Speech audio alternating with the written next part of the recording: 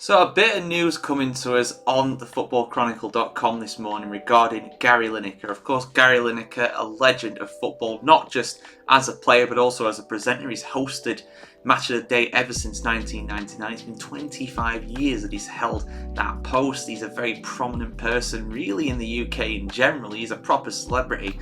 Even if you don't know Gary through his football or for his presenting, you'll probably just hear about him on Twitter and things like that, really. But apparently, according to the sources, he might be ending his time at Match of the Day pretty soon, and it might not be his choice.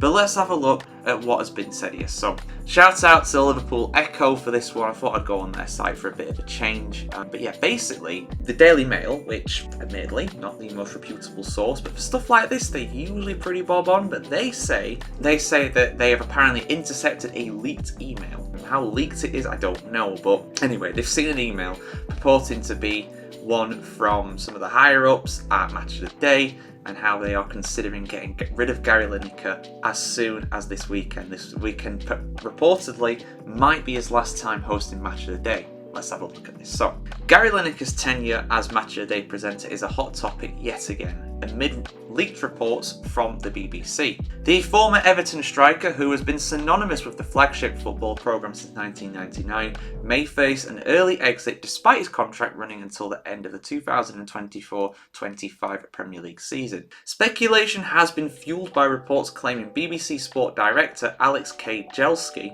is considering cutting ties with Lineker ahead of schedule. The Daily Mail reckons to have viewed the BBC internal communication hinting at a potential announcement regarding Lineker's future. Responding to these claims, a BBC spokesperson stated to the Daily Mail, "We have nothing to announce and we have not agreed next steps regarding his contract. He's on contract until the end of the season." Now, some people might say, oh, that's a loaded quote there, thinking about next steps. That's just standard kind of talk when it comes to someone whose contract is going to expire in a relatively short amount of time, like he's got until the end of May, effectively. So it's not that far away. Obviously, they need to negotiate stuff and things like that, but they're saying nothing's been agreed, which it probably hasn't been. Gary Lineker has declined to comment on the issue, so again, make of that what you will. But earlier in the year, Lineker confessed his uncertainty about the duration of his time at Match of the Day. Speaking on BBC Breakfast when quizzed about his future, he expressed, I don't know. It depends how long they want me, I suppose. I love doing it at the moment, and I've still got another year left at least. So we'll have to wait and see what happens. Obviously, it's another change in football and television and the rights of the Premier League and stuff like that. These factors will come into play, but to have the honour of doing it for 25 years feels incredible. It makes me feel old. Gary Lineker pockets a hefty £1.35 million annual salary. And he's worth it, to be honest with you. I think he's great. He stands as the top earner at the BBC. Lineker, despite having gigs with other broadcasters and featuring on his own podcast with Micah Richards and Alan Shearer, shared with the BBC Breakfast, the unique place Match of the Day occupies in his affections. It's been a part of my life, a big part of my life, right from the start, he said.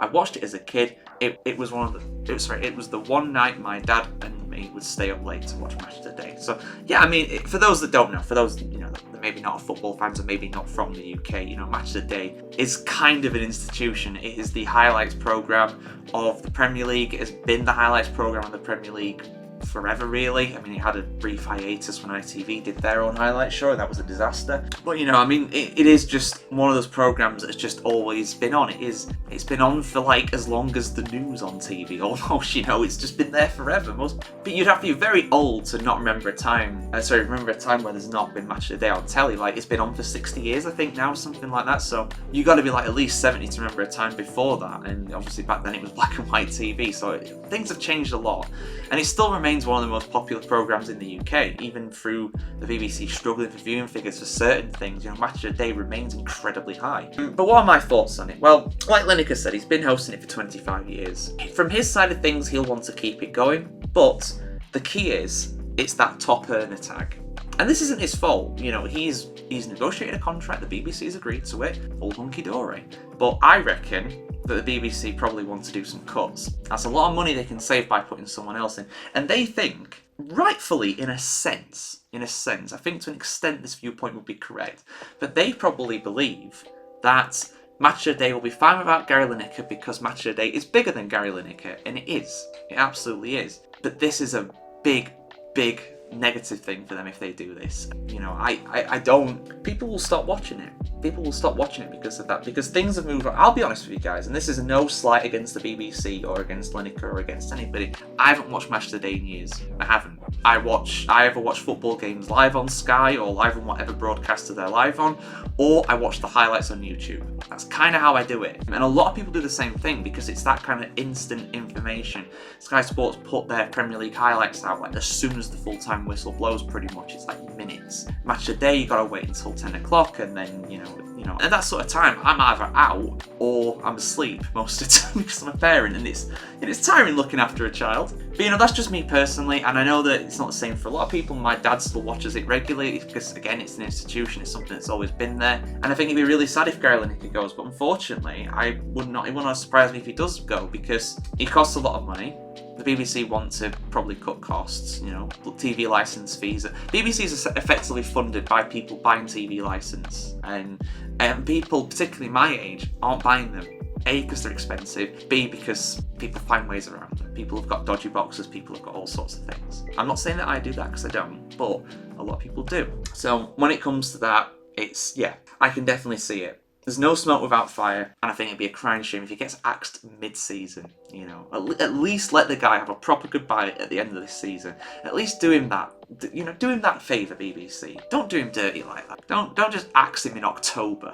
You know, and there has been scandals around Gary Lineker, of course, you know, and I think a lot of them have been a load of rubbish, to be honest. I don't see what the problem is with a lot of things he's been saying. A lot of things he's been saying, yeah, they've been hard hitting, but they've been correct a lot of the time. And the BBC is taking a very firm stance that, oh, you can't say that. We're disciplining. We're dealing with it internally. I won't blame Gary Lineker if he wants to leave. You know, I really won't. But I feel like he feels like he's got a duty to do that programme because it will suffer without him, and that's a fact. And it wouldn't surprise me if, like, the likes of Michael Richards, the likes of Alan Shearer, who do that at the Rest is Football podcast, which is excellent, by the way. I think it's fantastic. I listen to it regularly. It's one of the few podcasts I really listen to regularly, you know. So I wouldn't surprise me if people like that walk as well. A bit like when we saw, there was this thing a while ago, wasn't there, about them disciplining Gary Lineker, where all the commentators, all the presenters, all the pundits, everybody all stood with Lineker and refused to appear on Match of the Day. And Match of the Day was like a 20-30 minutes highlight programme when it's normally like 90 minutes of in-depth analysis. So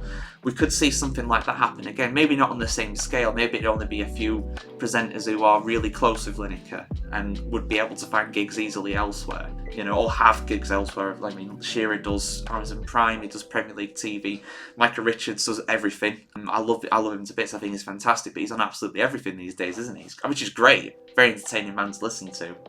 Very funny guy. But yeah, that's my kind of thoughts on it. It wouldn't surprise me if it's true. I think it'd be a real shame. And I think this is not going to be the last that we hear of it at all. Very interesting if there's some sort of message that's coded in at the end of the broadcast this weekend from Lineker. And you know what? I might watch it.